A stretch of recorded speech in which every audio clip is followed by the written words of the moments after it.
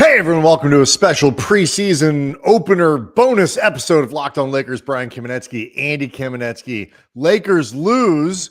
What looked good? What didn't? We'll tell you next.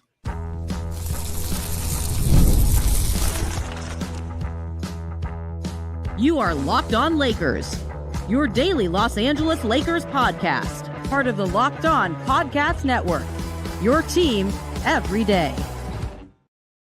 Thanks to everybody for making Locked On Lakers your first listen of every day, Monday through Friday, and Andy, for the first time in a little while, sometimes on weekends, we are bringing you the first listen of every day and all that kind of stuff. I forgot even when I was so excited to be back with a real game to talk about.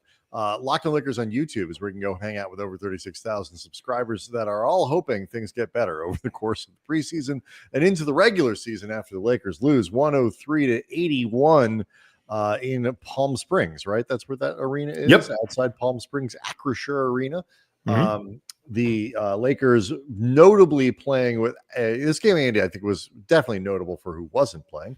Luka Dončić and LeBron James and Gabe Vincent and Marcus Smart and Adu Thiero. Not that we're expecting a lot from him in the regular season, but still, and also no Maxi Kleber.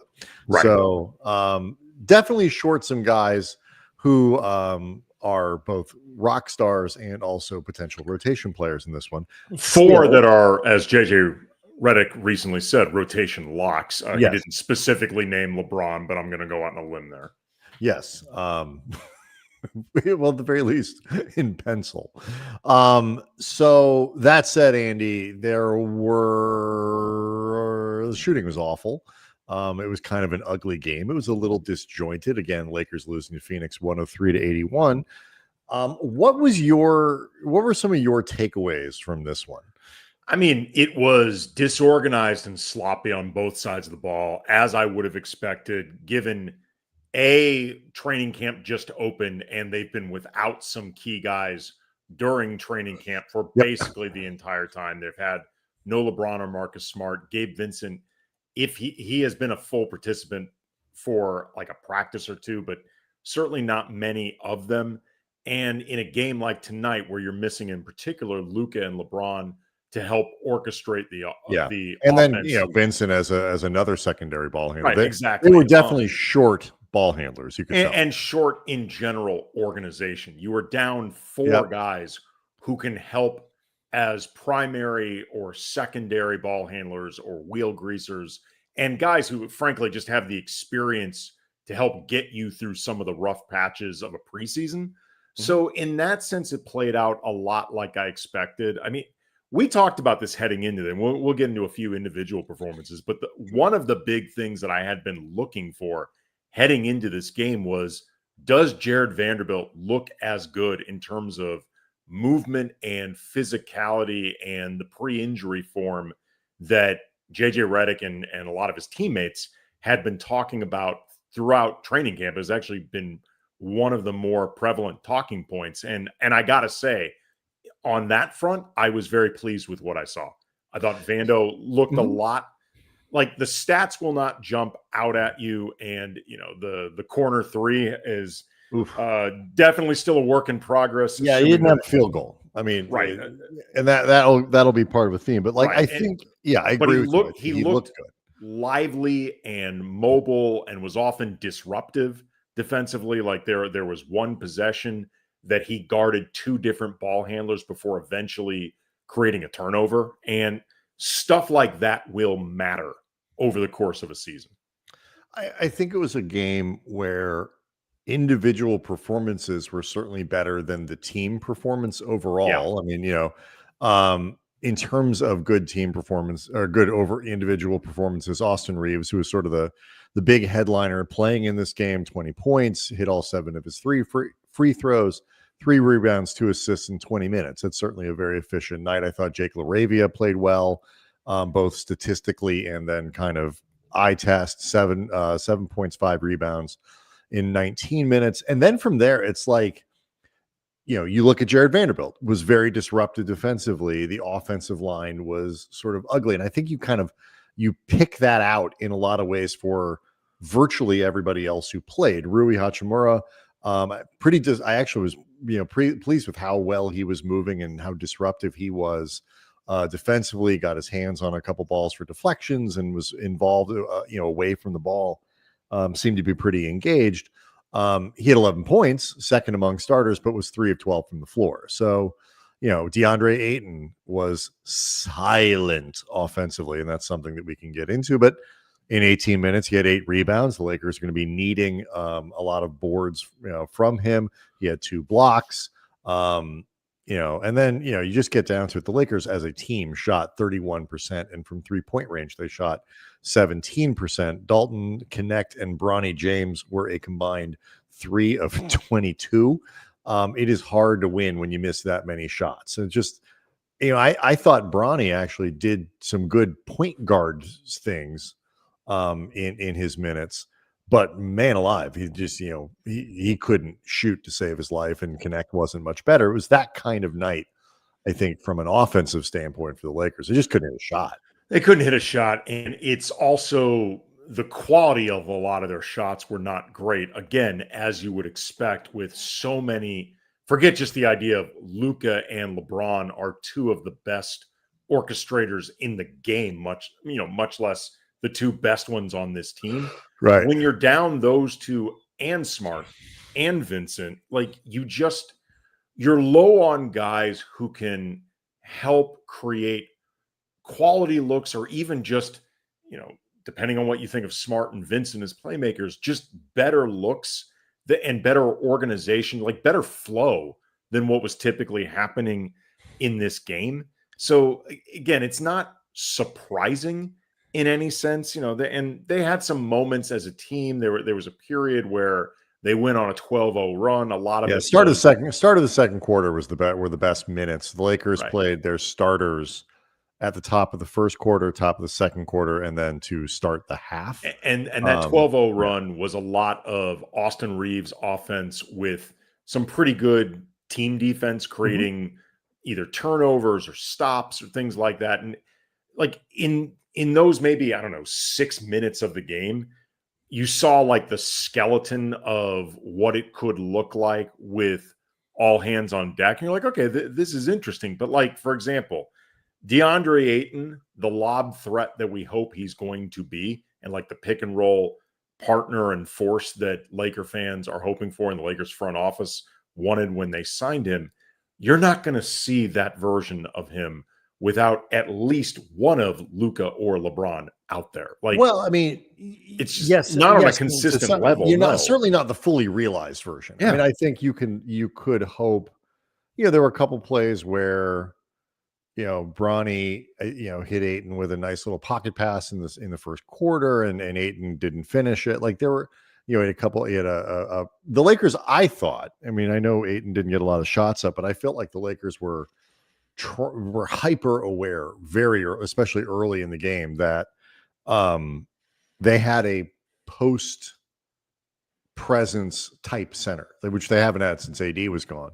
That they were, I think, stopped to look like, oh, where's Ayton? Who's on him? Is he posting up? Is he open? Like, and I think that sort of slowed down their offense a little bit. But Ayton was, and this is a criticism of his game, was not aggressive, sort of seeking out contact. He wasn't kind of playing through potential, when you get the ball in the low block, turning quickly, but sort of fading away rather than pushing towards the basket, which again is a criticism of his game. He does not get to the free throw line very often. So stuff like that. But 100%, you're not going to see the fully realized version of what you want from him when your only real NBA level guard is Austin Reaves. Like, no disrespect to Brown. He's working his way up there, and I think he looks much more comfortable, but he's not a rotation caliber guard yet. Not in that way.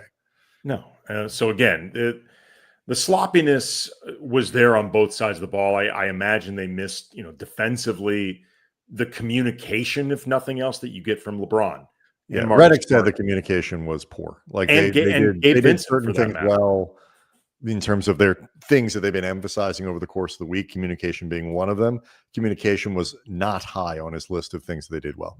No, I mean, the list of things they did well couldn't be that long anyway. I mean, No, I mean, he likes there were things he did like, but they say the talking was not good. They right. were not nearly as communicative as And they needed to be. I am not surprised. I mean, I don't expect, for example, a starting lineup of Austin, Ayton, Laravia, Vando, and Rui does not strike me as a high communication crew.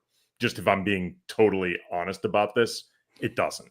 That doesn't mean that those guys can't be part of very good communicative crews. Well, I mean, but they're not going to be the base. They're not going to be the basis. They should be.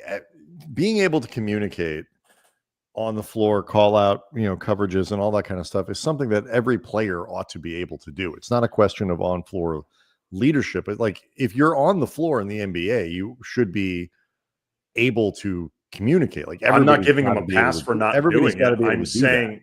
I'm not giving them a pass for not doing it. I'm saying when you look at that group, that is not a group that strikes me as a super high communicative. I don't know. Group. I mean, okay. I mean, that's fair enough, I guess. I'm not sure why that should be, but because most of those guys, at least certainly when I've seen them as Lakers, and based on their rep, I mean, Deandre Ayton does not have the reputation as like a defensive quarterback vocally, like no, just period. Right. But, so I mean, this is the reason. Okay, that makes a little more sense. But I either way, it's like those types of things. Those are habits. Those are things that you have to build up. It also, obviously, your communication is always better when you are more familiar with what's going on, when you're more comfortable, when you're in the flow, when you've played with guys and all that kind of stuff. So look, I mean, it is far too early to start worrying about, anything we saw. I think there were enough good things, especially individually, to kind of look forward to the rest of the preseason and not be, super concerned about it. And obviously you need to get your best players on the floor. Redick said before the game, they're hoping to have 2 games over these 6 that would qualify as dress rehearsals, but they'll obviously have to be mindful of who's available and who's not. They're not going to force anybody on the floor. It is that to even use that language is a decent, it makes you feel at least a little bit more decent about the prospect of LeBron getting on the floor for the preseason. But either way, they'll be dress rehearsing without him for a couple games. This wasn't one of those games. Sunday will not be one of them either. Luka won't be playing in that. Probably not LeBron either.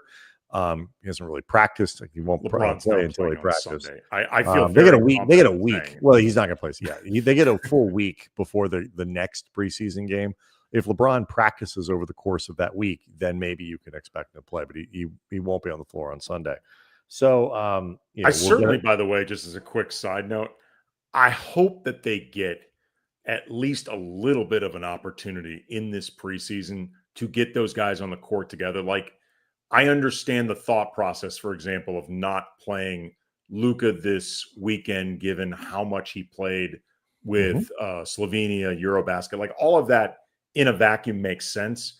But there can be a fine line between not wanting to overtax Luka or some of the key guys, but also getting the most out of the training camp, which was one of the things that we had said was a big advantage for the Lakers heading into this season. The idea of an actual training camp and preseason with Luka, with LeBron, with Austin, and everybody else to build that foundation. You only get so much of that from scrimmaging and training camp. Like, you need to play actual teams. I think that's why they're hoping that they can have those 2, you're sort of calling out 2 games that you would really want to treat as those dress rehearsals. And again, it makes me think at least they are optimistic that LeBron will be available to play in a couple of them. I hope so. So we'll see. I mean, I think that's the ideal. They're certainly not dismissing, the importance of it. I just, you can't sacrifice the potential, health of one of your stars. But of course, I mean, they're clearly putting an emphasis on trying to get, a couple games, treated like, with the real rotation. So we'll see how that goes. We, of course, will be back on after Sunday's game with a full show. to talk about what happened, on Sunday against Golden State, and then of course what we're looking for over the course of the rest of training camp. But first, Andy, we have to tell people about this.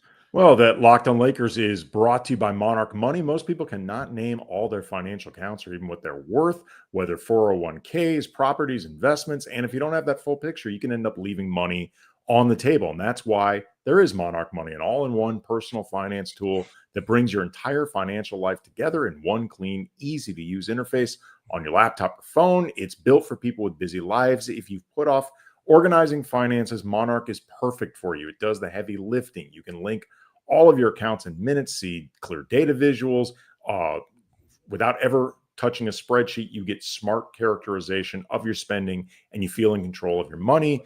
Don't let financial opportunity slip through the cracks. Use the code LOCKEDONNBA at monarchmoney.com in your browser for half off your first year. That's 50% off your first year at monarchmoney.com with the code LOCKEDONNBA.